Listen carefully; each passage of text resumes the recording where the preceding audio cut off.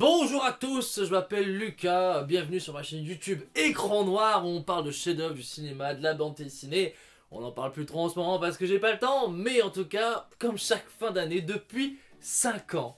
C'est la 5e année que je fais ça, on fait les tops et les flops de mes films préférés que j'ai vus au cinéma cette année, même si j'en ai pas vu beaucoup au cinéma, cette année en tout cas. Il y a beaucoup de gens qui aiment pas trop le principe de flop parce qu'ils trouvent que ça sert juste à casser du sucre sur le dos des films.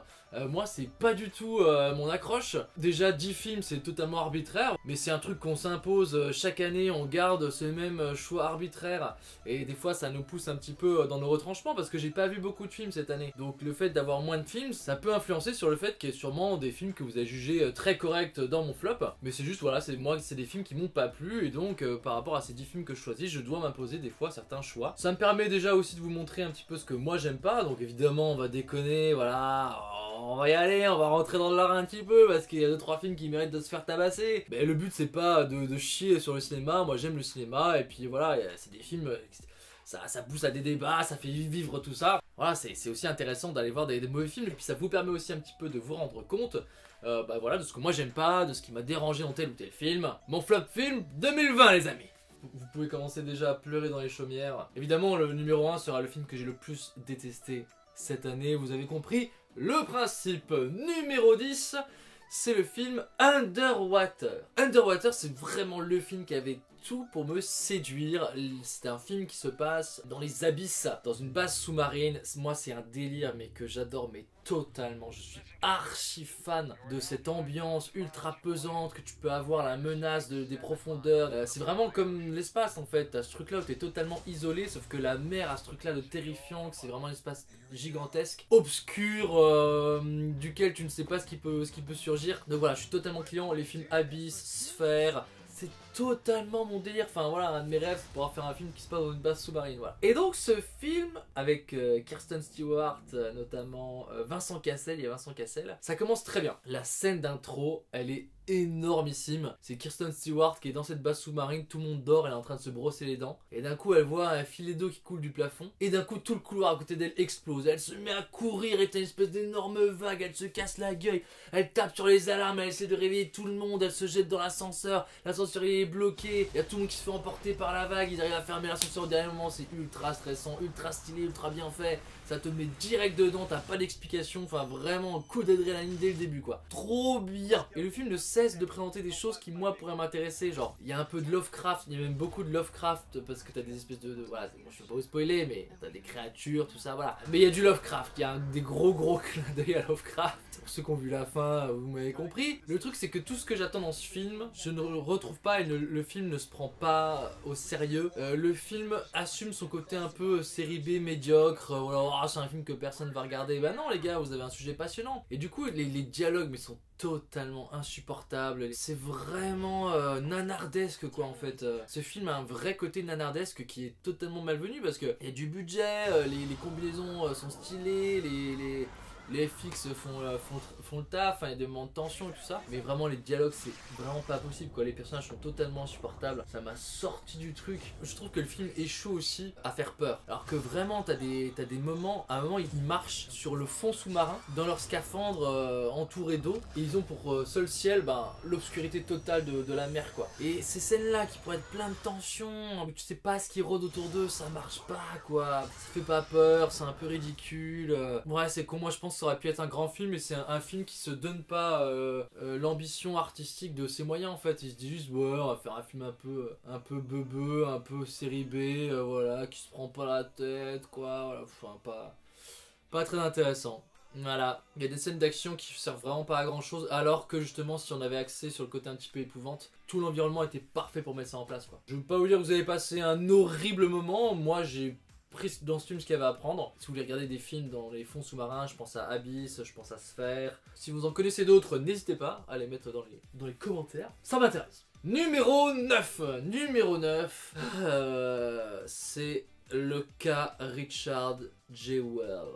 C'est ouf parce que chaque année Clint Eastwood il sort un film et vraiment une année sur deux c'est un chef-d'œuvre et une année sur deux, c'est une merde. Et si vous me suivez, vous savez que j'avais adoré La Mule, qui a un scénario extrêmement bien écrit pour le coup. Et ce qui différencie les bons films des mauvais films de Clint Eastwood, c'est le scénario. Le cas Richard G. Well fait partie de ces films de fin de vie de Clint Eastwood qui sont absolument imbouffables et qui ont une espèce de vibe patriotique, américaine, mais dégueulassement nulle et guimauve et lourde de sens et de symbolique. Je pense à American Sniper, je pense à 14h37, là j'ai même pas regardé ce film tellement ça avait l'air chier. Clint Eastwood il a un gros délire les États-Unis, patriotique, mais t'as l'impression de regarder des vieux films de propagande des années 80 quand t'avais Coppola qui faisait Apocalypse Now, quand t'avais The Deer Hunter qui était fait par Michael Cimino, tous les films sur la guerre, Platoon, des films qui avaient un vrai truc à dire. Et bah à côté t'avais les Chuck Norris, t'avais Rambo 3, Rambo 2, là, des films à chier putain, genre ouais l'Amérique putain vraiment c'est un beau pays, ok, il faut pas le critiquer. Et c'est vraiment ça ce film quoi. Bon je passe sur la réalisation qui est inintéressante, inexistante, et le film est creux et vide de cette réalisation là qui ne sert absolument à rien. Le cas Richard J. Wells, ça s'intéresse à un monsieur qui a empêché un attentat à la bombe à Atlanta et qui a réussi à faire évacuer tout le monde. Le pitch du film c'est que le FBI en fait pensait que c'était lui qui était coupable parce qu'il avait le profil du bouseux mal dans sa peau, isolé, qui cherche l'attention quoi, qui a rien fait d'incroyable dans sa vie. Et Clint Eastwood vous dit non il faut pas critiquer nos héros américains, ok, cet homme est un héros. Et c'est exactement comme le film Sully aussi, ça me fait penser, voilà, enfin, il y a toute cette vibe de film de Clint Eastwood que je déteste, genre les icônes du patriote américain, ça ne dit rien, c'est inintéressant, t'as vraiment l'impression d'être face à un film de propagande qui te dit l'Amérique d'abord, gloire à nos héros, enfin j'ai totalement oublié ce film, voilà, je m'en souviens pas.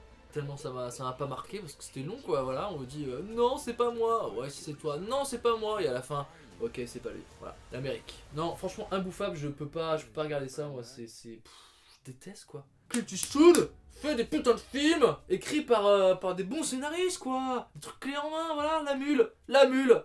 Là ça fait des trucs stylés, là t'as des idées, de réalisation, là tu fais des trucs sympas putain. Le carré chargé ouais, oh c'est vraiment pas sympa d'avoir enquêté sur cet homme. Voilà c'est tout ce que j'avais à dire, voilà. C'était passionnant hein, putain ça valait le coup de se taper 1h30 de film. Nul. Numéro 8. En avant de Disney Pixar. Tout là-haut, en avant, à gauche, à droite, voilà quoi. Passons sur le titre du film.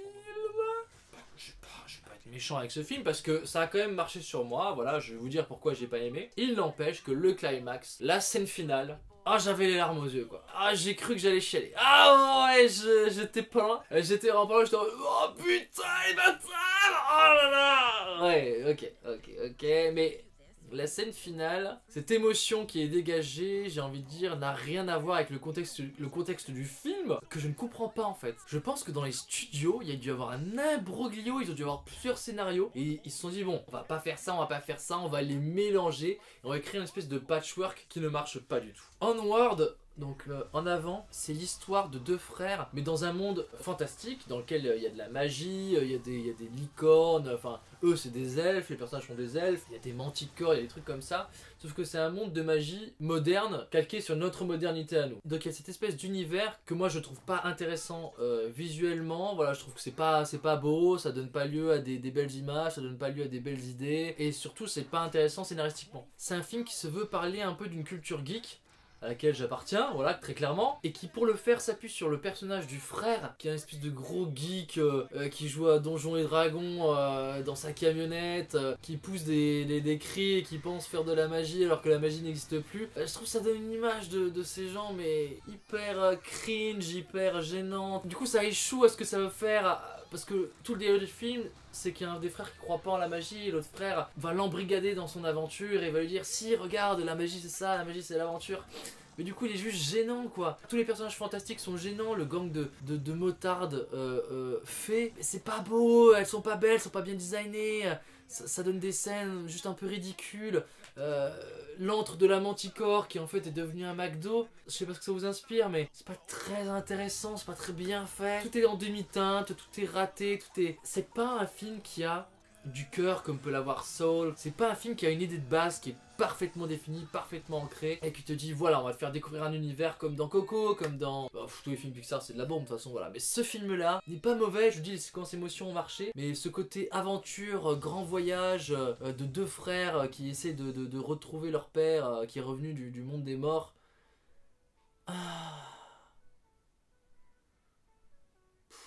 Ouais, non. Ouais, non, voilà, ben en avant, en arrière, j'ai envie de dire.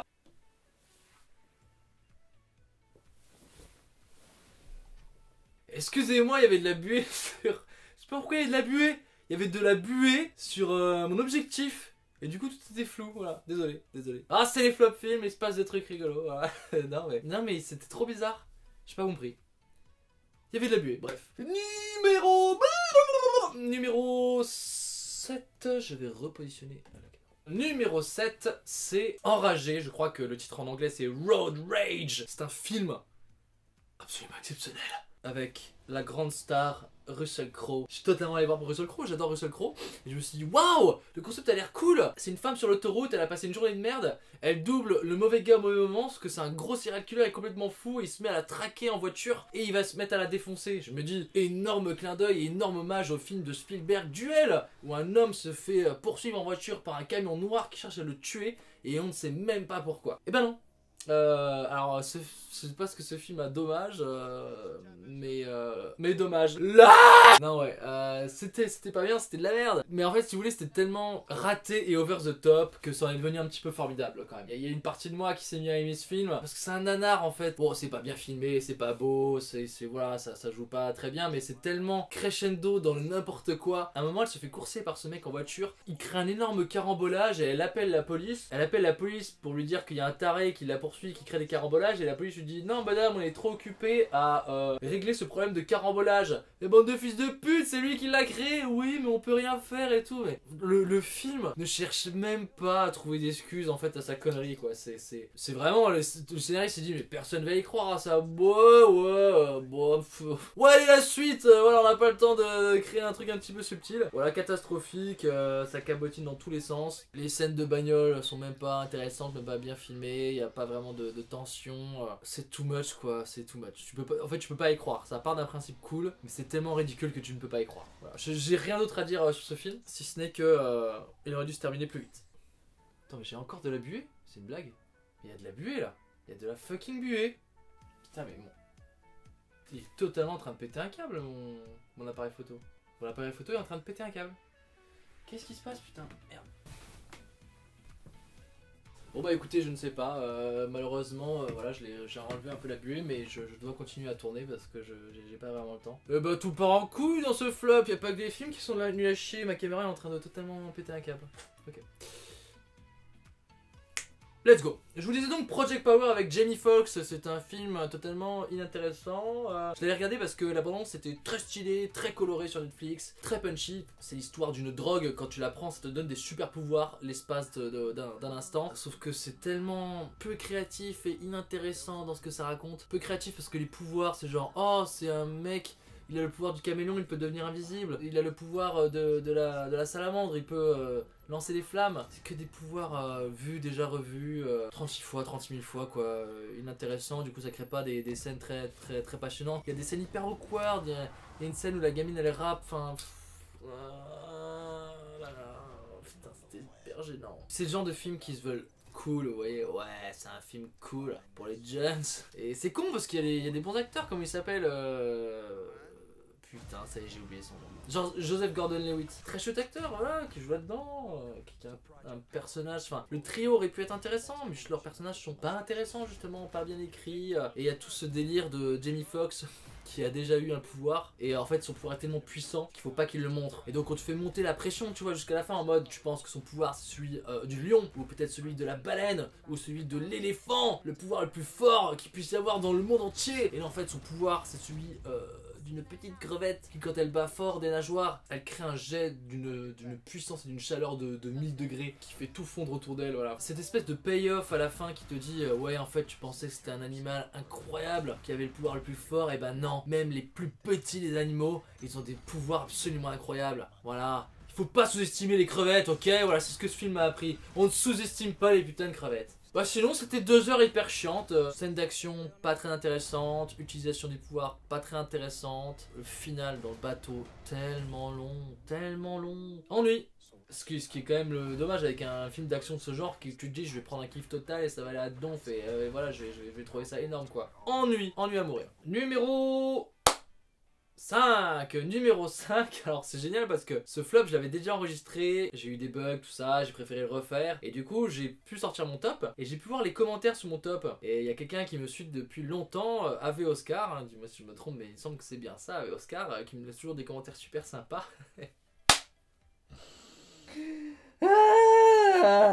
Et du coup il m'a dit bah voilà mon top et mon numéro 1 c'est Manque. Ah, je suis un peu deg que t'en aies pas parlé, mais bon, c'est pas grave, t'as parlé d'autres trucs comme ça et tout. Mais t'inquiète pas, mon pote, on va en parler, sauf qu'on va en parler dans mon flop.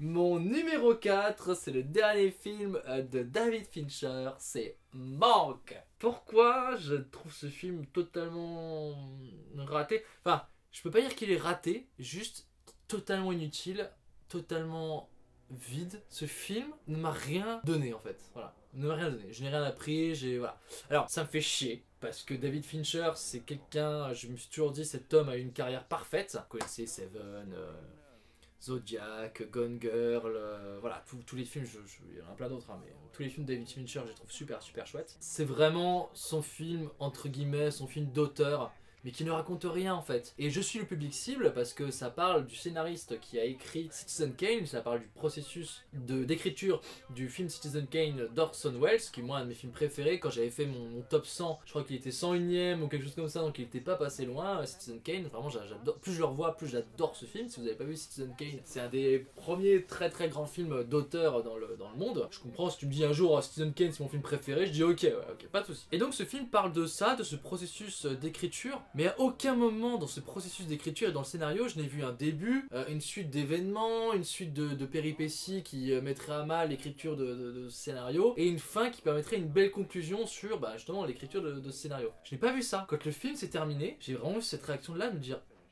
c'est fini.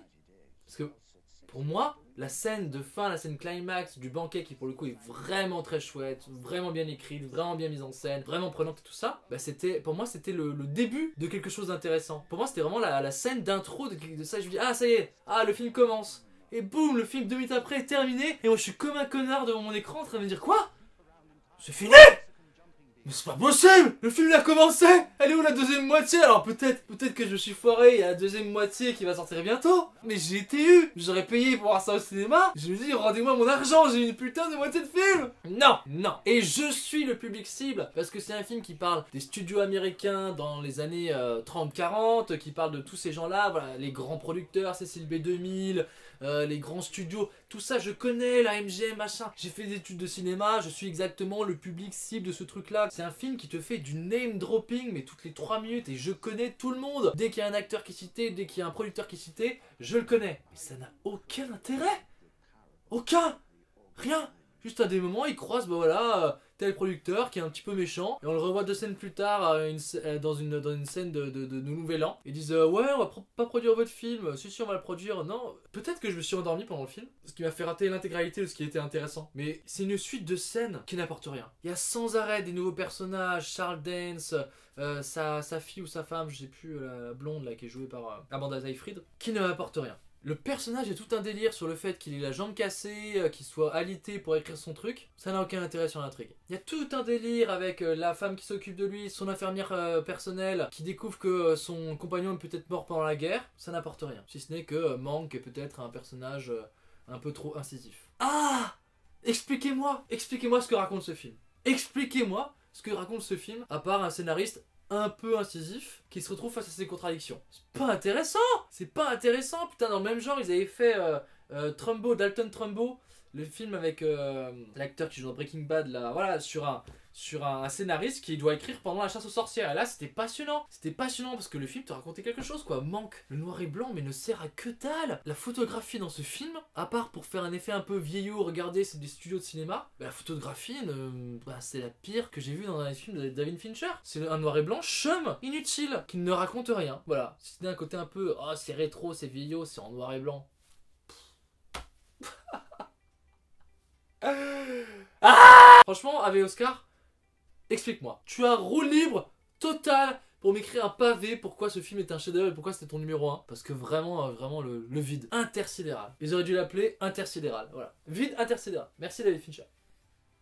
Bon. Ensuite, nous passons, ne nous attardons pas plus sur Manque, nous en passons au numéro 4. Oh, ça va criser dans les foyers là, oh là là, oh putain, ça va se vénère. Adieu les cons de Dupontel. Ouais, mais Dupontel, c'est un génie.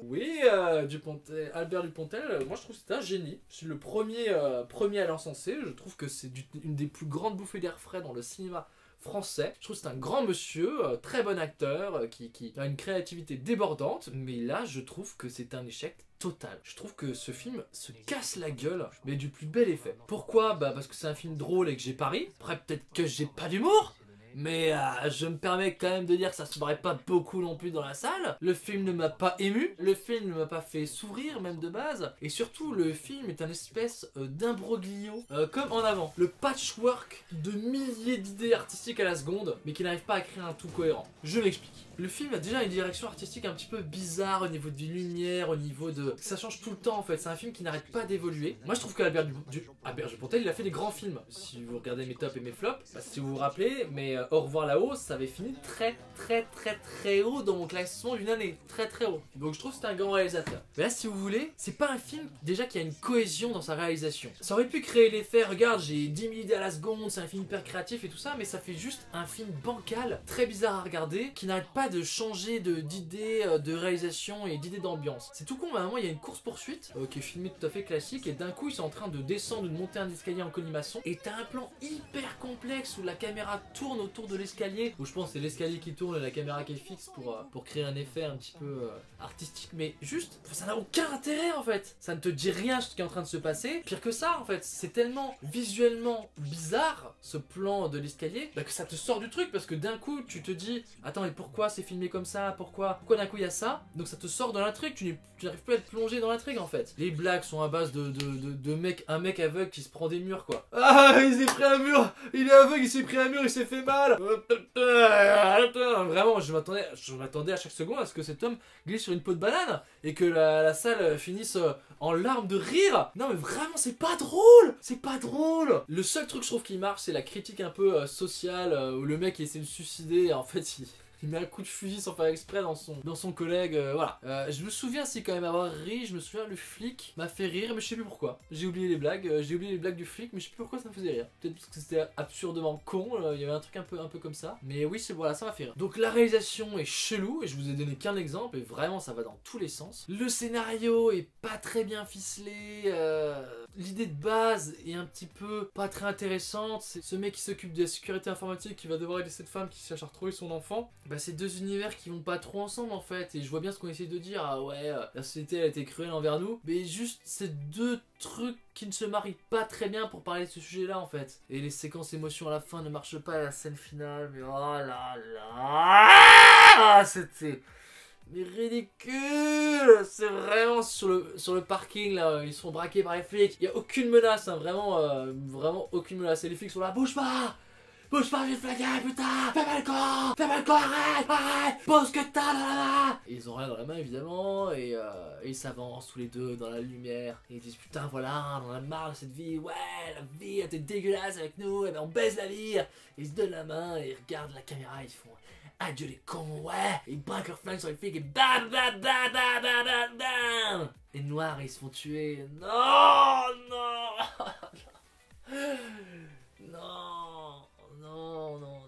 Si, ah putain, c'est cringe, c'est hyper gênant, non.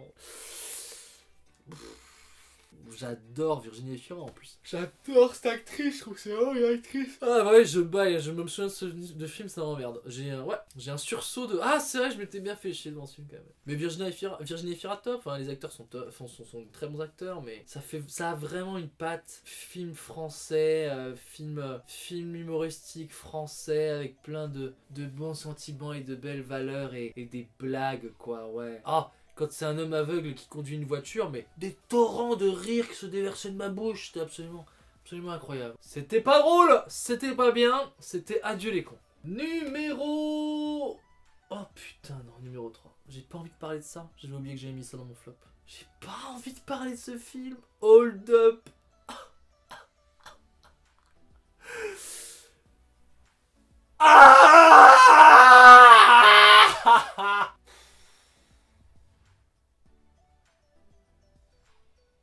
Mon collègue va se demander pourquoi je pousse des cris d'animaux.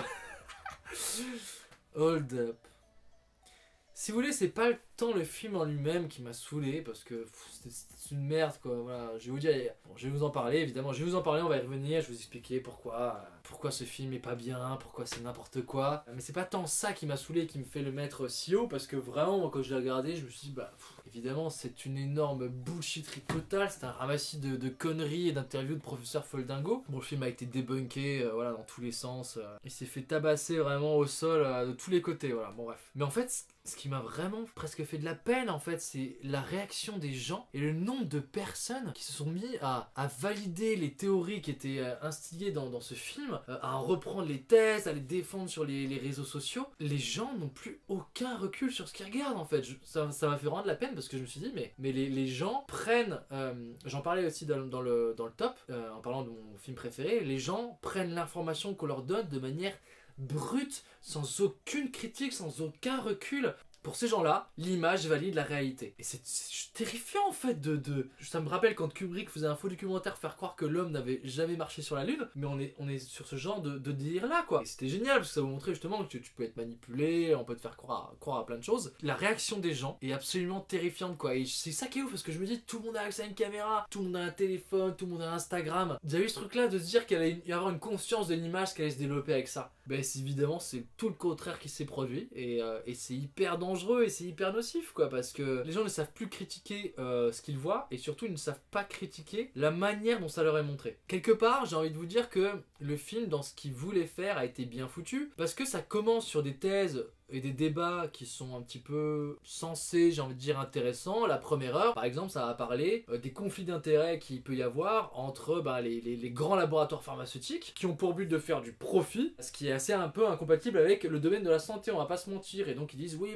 peut-être qu'ils ont essayé de mettre l'hydroxychloroquine de côté parce que ce qui les intéressait c'est de faire des vaccins à la chaîne pour pouvoir vendre leurs vaccins. On pense ce qu'on veut l'hydroxychloroquine, même si voilà, je vais pas rentrer dans ce débat là. Mais voilà, il y a quand même ce petit débat que je disais je sais pas pourquoi tout le monde crache sur ce film, c'est pas totalement inintéressant. Mais après, ça part dans un délire. Mais qui peut avoir fait ce film et se regarder dans la glace en disant ouais là j'ai soulevé vraiment des informations intéressantes, des trucs cachés. Ils interviewent des gens, mais qui sont des gens mais lunaires quoi, lunaires. À un moment il y a une interview d'un agent secret qui dit ouais il y a 3 souches de Covid en Europe, la France est au courant et c'est l'Institut Pasteur qui a instigé ça, qu'ils ont fait exprès de répandre le vaccin à Wuhan et en fait c'est Bill Gates qui fait ça pour ensuite avec la 5G pouvoir nous injecter des puces et nous contrôler avec ça. Mais au secours! Au secours! On est où là? On est où les babouins? C'est la foire au Foldingo! Vous pouvez pas être si gogolito dans votre tête. Ouh, on vous agite un gros chiffon rouge là devant votre gueule, vous êtes là, ah ouais, bah ouais. Non, mais puis après, séquence émotion, la dame qui pleure, ah, mais il faut empêcher ça, on peut pas se laisser faire comme ça et tout. Tous les gens qui ont été interviewés dans ce truc, soit ils ont dit que leur citation a été tronquée, sortie de leur contexte, ou alors vraiment, vous pouvez les retrouver sur YouTube, c'est des gens qui croient que la Terre est plate, ou que la Lune n'existe pas, ou alors que c'est un complot pédosatanique, on en est là. C'est ces gens-là qui sont interviewés en fait. Mais ça se voit, tu peux avoir l'instinct quand même de dire, ça se voit sur sa gueule que cette personne est complètement zinzin, et que ça se voit. Et qui te sort des documents, alors là on voit très clairement comment le virus a été créé par les scientifiques de Wuhan. Et je comprends que vous soyez opposé au gouvernement, je comprends que vous soyez opposé à la gestion de cette crise, croyez-moi je suis pas du tout, clairement pas un des premiers soutiens un des premiers soutiens de ce gouvernement, clairement pas, voilà. Mais c'est parce que vous êtes en désaccord avec une politique que cette politique essaie de vous contrôler grâce à la 5G. Enfin vraiment au début on te dit ah non le vaccin il est là pour contrôler le monde, il est là pour tuer tous les pauvres. Ah ben non en fait il est pas assez virulent, en fait il est pas là pour tuer, il est là pour qu'on vous fasse un vaccin. Ah bah du coup c'est plus le virus le problème, c'est le vaccin. Et non c'est pas le vaccin en fait, parce que le vaccin c'est juste là pour transmettre la 5G, pour transmettre les nanoparticules. On essaie de vous contrôler, tout ça, voilà. Non putain la connerie des gens, c'est fou quoi. 2h49 ce film quand même, ce documentaire. Tout regardé. Hein. J'ai été patient. Bref, passons au numéro 2. Donc Hold Up était sur le podium hein, quand même, voilà. C'était quand même assez incroyablissime. Le numéro 2, oh et bien on est sur un truc qui se répète un peu par rapport aux autres années. Mon numéro 2, c'est Mulan. Mulan de Disney. Oh bah tiens, encore un film en live action totalement nazissime, totalement nul à chier, et qui te montre exactement l'opposé de ce qu'était le film de base. Je suis outré de voir à quel point ce film est l'antithèse de ce qu'était ce superbe dessin animé qui était Mulan. Moi je me souviens, Mulan je l'avais vu au cinéma. Je me souviens des scènes incroyables avec les uns qui descendent la montagne, et je me souviens de ce personnage quoi qui te montre que dans un monde extrêmement masculin, voilà, c'est un personnage battant qui s'arrache et qui va carrément sauver un royaume contre les envahisseurs, et malgré sa propre population qui essaie de l'arranger dans une case quoi, voilà. Voilà, c'est un film qui te parle d'émancipation, c'est un film qui te parle de féminisme, c'est un film qui te parle, voilà. Mulan, alors... Déjà le film, je vais revenir parce que tout est horrible dans ce film, vous allez voir, il n'y a vraiment rien qui va. Mais prenons ce sujet de base là. Dans Mulan, le film, pas le film d'animation, le film, dans Mulan, le film, Mulan, c'est pas par son abnégation, sa ténacité et sa force de caractère qu'elle va faire les choses, non, c'est parce qu'elle a le chi, je sais plus, on va dire le ki, je crois que c'est le ki. Qu'est-ce que c'est le ki? Et ben le ki c'est un espèce de super pouvoir de merde qui touche un enfant sur 1000, genre c'est un peu l'esprit quoi, c'est genre t'as le ki et du coup t'es trop fort. Mais ça n'a aucun intérêt de me dire que ce personnage là est fort parce que le destin a choisi que c'était un être particulier, mais c'est l'exact opposé de ce qu'est Mulan. Mulan c'est une jeune nana qu'on essaie de marier de force, elle en a pas envie et du coup elle s'arrache, par son intelligence elle arrive à se démarquer, pas parce que c'est championne je sais pas quoi. Dans le prochain Marvel, les prochains Avengers, il y a Mulan qui a le ki. Oh le pouvoir de ki. Non mais incroyable. On se fout de la gueule de qui là? Insupportable. Insupportable. Juste ça c'est foiré tu vois. Juste. Mais putain les gars, vous avez un film. Comment à chaque fois ils peuvent se foirer à ce point quoi? Tu as le scénario décrit, tu marques. Alors qu'est-ce qu'il y a d'important? Ok. Un personnage lambda qui montre que c'est quelqu'un d'exceptionnel. Ok. Il y avait ça, il y avait une phrase à respecter putain. Une seule phrase à respecter. Une seule. Nul. Du coup c'est totalement inintéressant. Ça commence, Mulan elle fait des saltos là sur les toits, elle vole, les gamines elles volent au-dessus des toits là, putain, scène dégueulasse d'ailleurs, filmée avec le cul, filmée avec 5 caméras, elle saute d'un toit à l'autre, il y a 5 coupes sous 5 angles différents, c'est moche, c'est regardable, ça brise les règles des 180 degrés, les effets sont dégueux, mais la réalisation mais est tellement dégueulasse, toutes les scènes iconiques sont gâchées, la scène avec les 1 qui chargent, c'était une grande pente enneigée, et là c'est juste une espèce de vieille colline nulle, on retrouve rien de ce qui faisait la magie, il n'y a même pas Mouchou, il y a une espèce de phénix là, ah je suis les phénix de ta famille, il est où Mouchou, bande de fils de pute, voilà. Il est où le dragon là? Putain. Même moi qui m'en foutais de ce personnage, je suis saoulé quoi. Ah là un cheval noir, ah ça là un cheval noir. Pitoyable, pitoyable. La scène iconique I will make a man out of you. On est d'accord, c'est un des climax de Mulan. Voilà, c'est un des climax de Mulan. Et ben dans ce climax, dans cette chanson, rappelez-vous, il faut qu'ils escaladent un poteau à l'aide de poids accrochés au bras. Mulan évidemment qui a un corps extrêmement fragile, elle lâche rien, elle s'entraîne, elle n'y arrive pas, et au bout d'un moment, elle se sert avec intelligence de ses poids pour réussir à grimper au poteau, voilà. Et vous croyez qu'on allait retrouver un truc comme ça qui montrait l'intelligence du personnage, son abnégation et sa ténacité? Que nenni les amis, non. Je vous l'ai dit, Mulan elle a le ki. Et donc là en fait dans une scène où en fait ils doivent porter des seaux d'eau en haut de la montagne, et ben qu'est-ce qui se passe? Et ben Mulan avec le ki, et ben elle les porte, elle y arrive, voilà. Alors que les autres sont moins forts qu'elle. Et il reste en bas de la montagne. Qu'est-ce que je vais vous dire quand le film n'a pas compris ce qu'était son scénario d'origine? Puis excusez-moi, c'est se voir sur sa gueule que c'est une fille. Dans le dessin animé, les traits font qu'on peut se dire que c'est un garçon. Mais là, mais t'as envie de tous les tabasser dans le camp des militaires. C'est une fille, ça se voit sur sa gueule. C'est une fille, réveillez-vous. Elle est mimi, elle est belle, elle a des petits traits fins. Ils ont pris une jolie actrice, ok. Mais du coup, bah, je suis désolé, elle a beau avoir les cheveux en arrière, c'est une fille. Puis elle a une voix comme ça, toute douce. Elle a pas du tout une voix de garçon. Réveillez-vous, putain, réveillez-vous, sortez-vous du cul, vous avez été infiltré. En parlant de ce film, j'étais contre Mulan. Je voulais qu'il la trouve et qu'il la tue pour que le film s'arrête. Ah, ça aurait été une belle fin, ça aurait été plus cool que cette merde qu'on m'a forcé de regarder. Putain, alors la chanson de fin par Christina Aguilera, c'est ce qui m'a achevé, quoi, voilà. J'étais la tête dans la boue et on m'a mis un grand coup de... Elle est pas belle, elle est ridicule, horrible. Horrible. Mais... rassurez-vous les amis, car il y a pire cette année. Oui, car Disney a réussi à faire encore pire que Mulan. Pire que ça, je sais pas pourquoi. Alors, j'ai regardé ce film, c'est Artemis Fowl. Est-ce que vous avez vu ce film? Non mais est-ce que vous avez vu ce film? Moi j'ai regardé parce que c'est adapté d'un livre et je me suis dit bon, si le livre de base a marché, il y a peut-être un truc un peu intéressant, voilà. Moi je peux être client de ce genre de truc, ça me fait penser à Mortal Engine, ça me fait penser à La Croisée des Mondes. Voilà, ok, je peux être client. Et c'était un des premiers films à sortir seulement sur Disney+. Donc ça avait ça d'intéressant aussi. Et le pitch m'intéressait parce que Artemis Fowl, c'est un criminal mastermind, c'est un génie criminel. Voilà. C'est vendu comme ça. Donc c'est un gamin, il a 10 ans, on te dit c'est un génie criminel. C'est un génie criminel. D'accord. Parce qu'à part avoir sauvé le monde, je vois pas trop ce qu'il a fait de criminel pendant ce film en fait.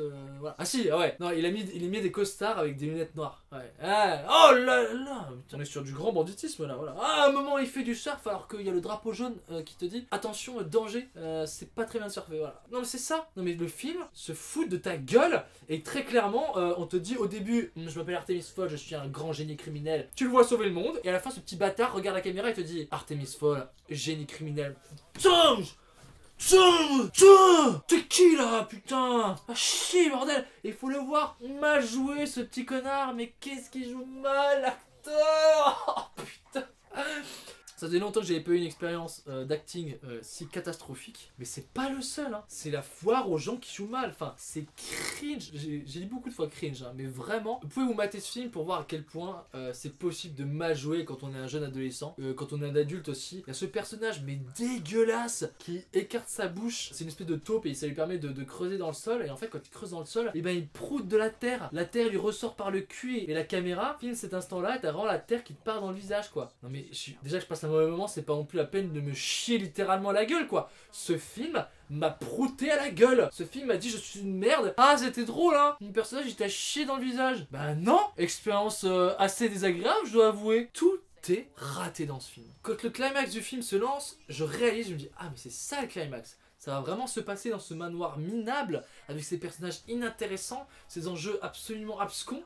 J'ai envie de me suicider en fait, très clairement. Vais-je vraiment aller jusqu'à la fin de ce film? Les scènes d'action sont bidons, les personnages dégueulasses, son garde du corps, c'est un espèce de grand black blond aux yeux bleus. Son design est horrible et surtout il n'a aucune personnalisation. Et t'as vraiment cet instant pitoyable où il meurt et tout le monde pleure et toi t'es là mais je ne connais pas cette personne, je n'y suis pas attaché. Il ne m'a absolument rien apporté dans l'intrigue, aussi bien scénaristiquement qu'humainement. Pourquoi je devrais être touché par la mort de ce personnage là? Et en fait il est pas mort parce qu'il y a le pouvoir de l'amitié des fées qui fait que je sais pas quoi. Petit massage cardiaque à coup de poudre de fée et voilà, le gars est reparti pour un tour. Horrible. Il y a Colin Farrell qui joue là-dedans. Il y a Judi Dench qui joue là-dedans. Et ce film, il faut quand même que je le dise, le responsable de ce film n'est autre que Kenneth Branagh, qui a fait des grands films shakespeariens quand il était en Angleterre. Kenneth Branagh qui joue dans Tenet, qui joue comme une merde d'ailleurs. Et quand il est arrivé en Amérique, il a fait Thor, enfin des films merveilleux comme ça quoi. Il a fait les films Hercule Poirot. Bon pour le coup j'aime bien mais je suis pas objectif, c'est Hercule Poirot. Donc c'est cet homme qui a réalisé ce film quoi. Qui est le plus gros étron puant. Un des pires films Disney que j'ai vu de ma vie, quoi.